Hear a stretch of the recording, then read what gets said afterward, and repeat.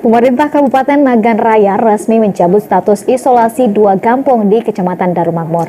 Dicabutnya status tersebut setelah 3 warganya yang sebelumnya positif COVID-19 sembuh setelah menjalani isolasi selama 14 hari. Berikut informasi selengkapnya.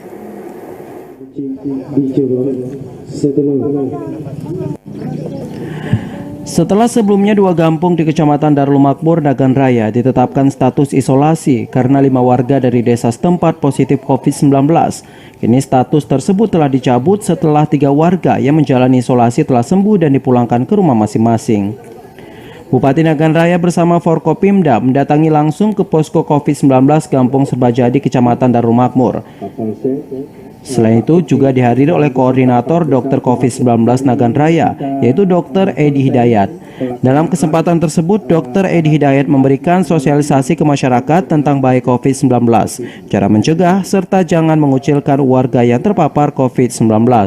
Kami Forkopimda beserta Musbika mencabut isolasi yang 14 hari yang lalu terindikasi virus corona. Maka ini gabung 14 harinya, maka ini hari kita tetapkan untuk di Sebaruna dan Serbajadi juga seperti biasa. Gede-gede hari ini sudah mulai kita buka.